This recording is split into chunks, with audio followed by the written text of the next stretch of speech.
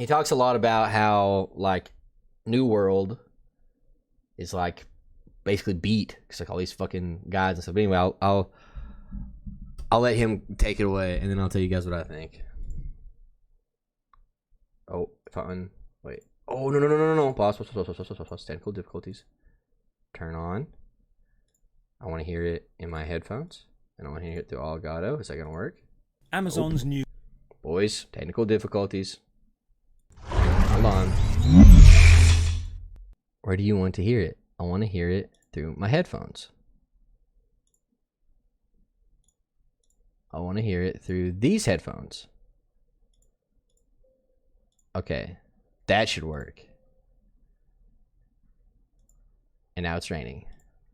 Okay. Try number 2.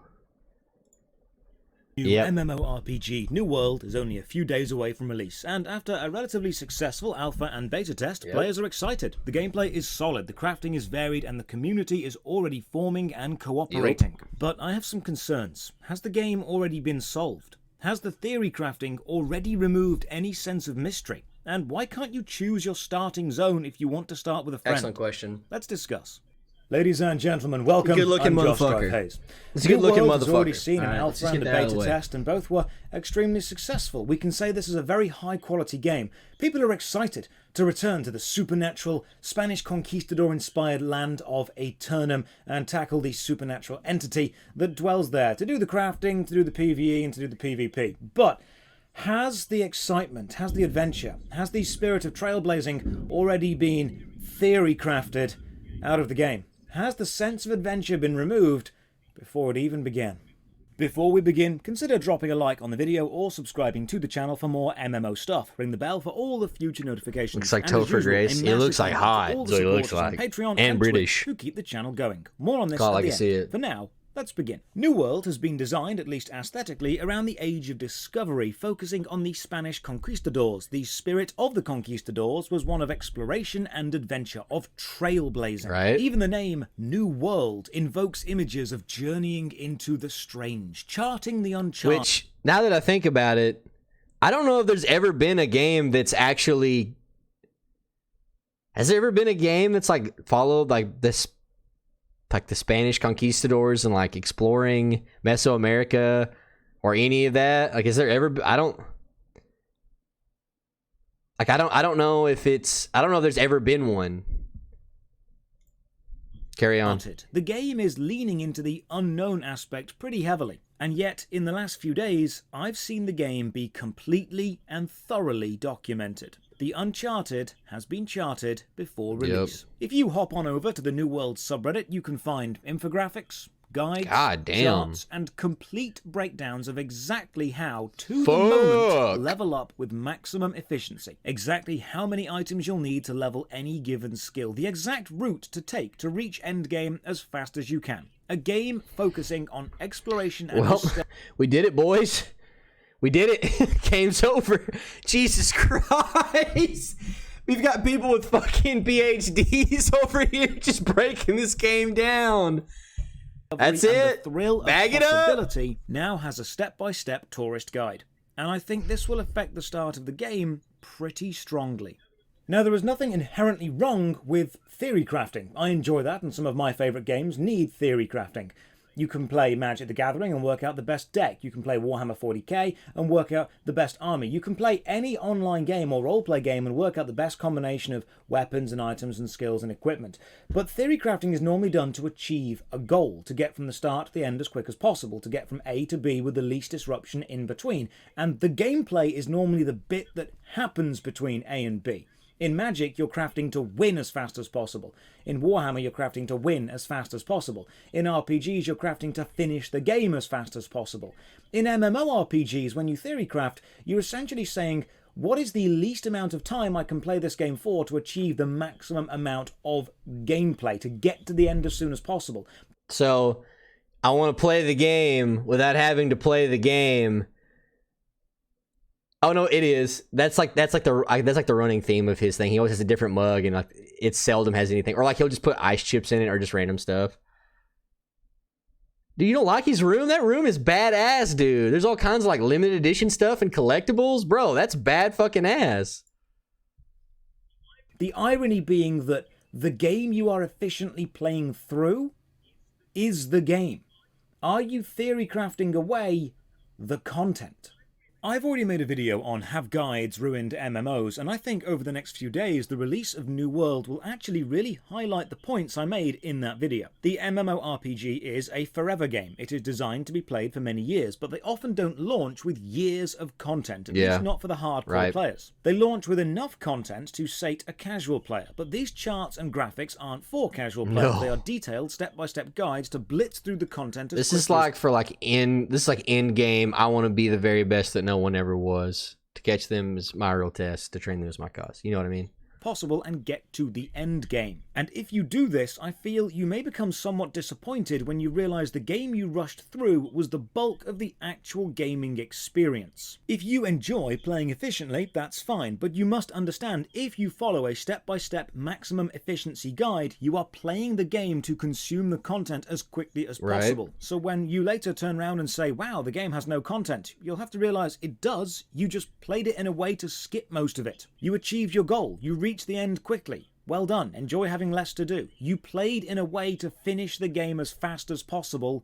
You achieve that. You suddenly realise you've skipped the game. New World is based on the tales of adventure from years gone by, and these thrilling stories often focus on the journey more than the destination. The original explorers of Uncharted Islands didn't have maps, and so they discovered as they went. The Trailblazers didn't have efficiency mapped out for them. It is the struggles of overcoming adversity that make for a good story later. Treasure Island wouldn't be as good if there was a giant arrow pointing to where the treasure was. If you want to remove your own personal sense of exploration... I guess the whole map thing, the lore of New World is there were people there before you arrived, so they've already mapped it out, or they've already kind of figured out where shit is. So, like, you're not... Humans aren't new, just you are new. And discovery by using guides, that's absolutely fine. You're welcome to do that. It's your prerogative. No one can tell you how to play or not to play a game. No one can tell you how to have fun. The danger is because these guides exist... people will feel at least a level of pressure to use them. If you don't use a guide, will you lag behind the rest of the community? Will you lag behind your friends? If you do use a guide, are you pressuring your friends to do the same thing and removing their sense of adventure and exploration? Knowing that a guide exists is often enough to put new players into the situation of, do I need to use this? Am I playing the game wrong if I'm not playing it efficiently? In my video, Are Guides Ruining MMOs, I argued that while you don't have to follow a guide if you don't want to, an MMORPG game is a community, and your actions will affect the community. Everyone fucking hates you. Choosing to play inefficiently will allow you to retain the sense You want to of role play your RPG? Fuck off. A team who want to play mechanically, not emotionally. Likewise, following a guide might allow you to blitz through the content because that's what you find fun, but you are now more likely to find yourself alone at the end game while other people take their time playing through casually. When World of Warcraft Classic released, people were excited to relive the classic experience as they remembered it, but it didn't feel right, and that's because we are living in the post-information age OG, but not so OG. When World of Warcraft released, it was released pre-information. People didn't know about the dungeons or the raids or the best-in-slot items, and it was only through playing that the guides were written and the websites were set up to help players become better. Part of the experience of playing an MMORPG, especially a new MMO as a new player, is the creation of the body of knowledge about that game. The process of moving from a pre-information state to a post-information state. We didn't know, we explored, now we know. And it's that exploration that a lot of people enjoy. And these guides and infographics get produced by the people who do the exploration. Unfortunately, by doing that, they are removing the reason to do it from other players. With data mining and almost complete alphas and YouTube and Twitch and Wikipedia, we are in a strange place for the MMO, because brand new games are releasing into a post-information stage immediately. When the only way to discover was to explore, gameplay was the answer. You didn't know how to level a skill until you... I don't know if I've ever seen guides this in-depth, this well thought out before a game ever even fucking launches. Like, even before Classic WoW came out, there was like this rough guideline, and people didn't really know what they were going to have and what they were going to do. Like, there was like a rough outline that people had developed from like private servers, but they weren't sure what changes were going to come into Classic. And so there was like this rough, like bare bones. Okay, this is what you got to do. This is how you're going to do it. Are you going to dungeon level? Are you going to quest? But this shit is like, this shit's organized. God damn. No. I don't think it's. I've never seen anything this in depth, Yak. Whether it's been in beta for a year off and on or not. Ashes of Creation has been in development since 2016, and there's not anything even remotely close to any of this. I don't think he's warning people, because he has a whole video called hype is killing video games, and he talks about like how overhype, or like don't call things something, just wait till they come out, just don't have expectations, just play the fucking game if you want. There's zero hype behind Ashes of Creation. There's zero hype behind Ashes of Creation. You're sure about that? You didn't know if a weapon was good until you used the weapon. And when gameplay is the answer, players experience more gameplay. They answer the question by actually doing what it was they had a question about. Now, all the questions you could possibly ask have already been answered before you even log in. A brand new player to New World can know before even downloading what the best leveling route is, weapon combination is, and gold farming method will be. I find it extremely ironic that a game based on the exploration and discovery of a new world has been fully mapped and charted before I'm very it hyped. even releases. Now, as in the previous video, Have Guides Ruined MMOs, I explained the solution, and it's actually quite simple. Just find people who enjoy the game the same way that you enjoy the game. If you want to meet up with people who use guides to theorycraft everything to the top % and speedrun the content, fine, you can do that. If you want to hang around with people who don't read guides and explore and discover, that's fine, you can do that as well. Just team up with the people who play the game the way you want to play them, especially if you have a group of friends. So you'd think I'd just say, just start New World with your mates. Unfortunately, you might not be able to.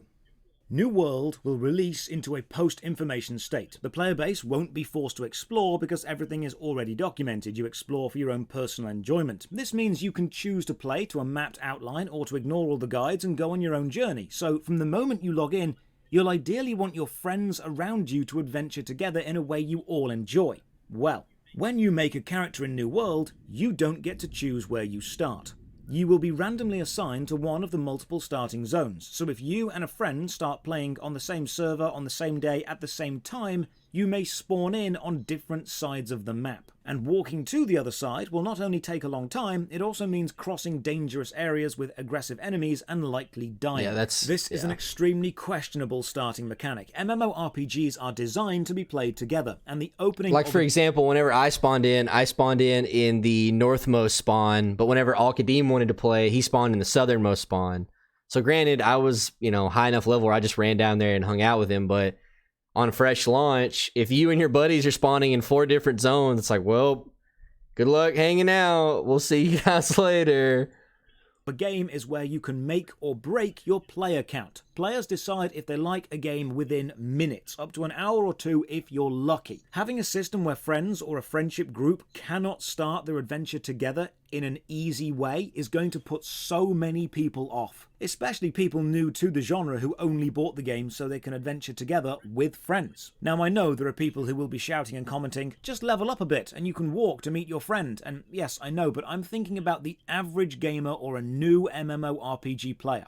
Being told to play a game for several hours before you can go and join your friends, when the only reason you're playing is to go and play with your friends, isn't a solution. That's a temporary fix that we're putting on until an actual permanent solution is found. There is no reason for a random start system to work. That sounds like ass. Now, players in the Discord and on Reddit have already found a solution involving accepting but not handing in the first quest, then finishing it and opening the map to teleport to another location and hand it in at the place you want to start. Because the first quest is the same no matter which starting zone you're in, so you can hand it in at any starting zone and technically start from there. But the average player won't be on Reddit, and starting a game with your friends should not require a complex in-game workaround.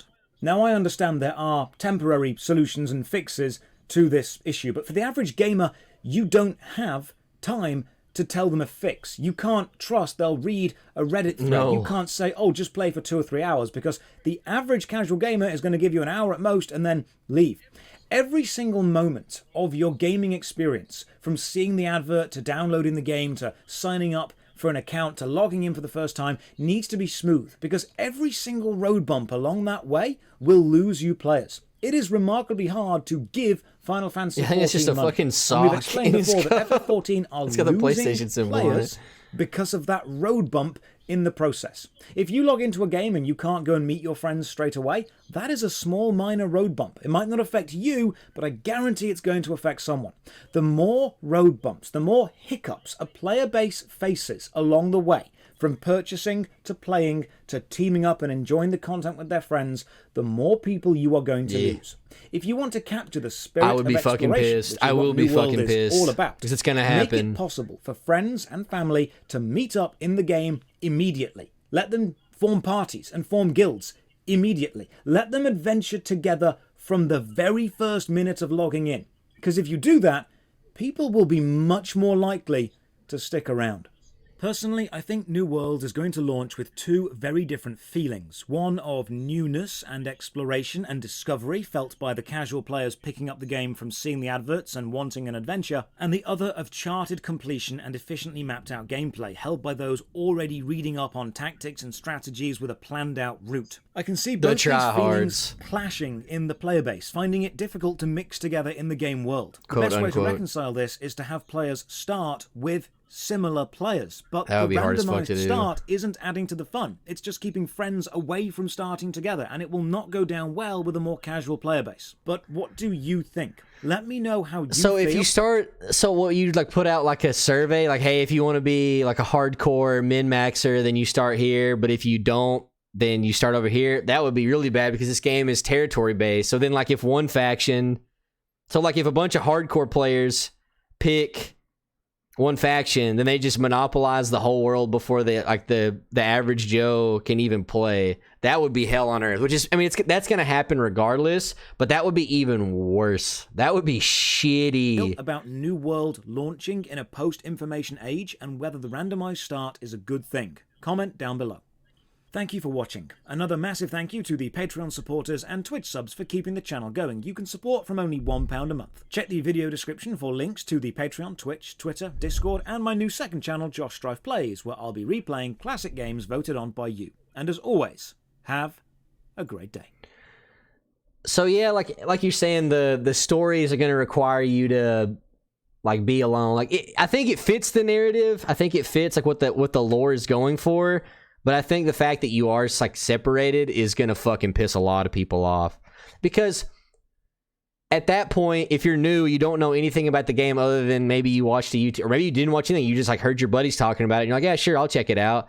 And then you hop in. You don't give a fuck about the lore. You have no investment in this game. All you know is that you logged in and you're pissed off, and you can't play with your friends, and you have to run through 3 level 20 zones to go hang out with your buddy, and you just keep dying and dying and dying and dying and dying. Yeah, I don't want to fucking play this anymore.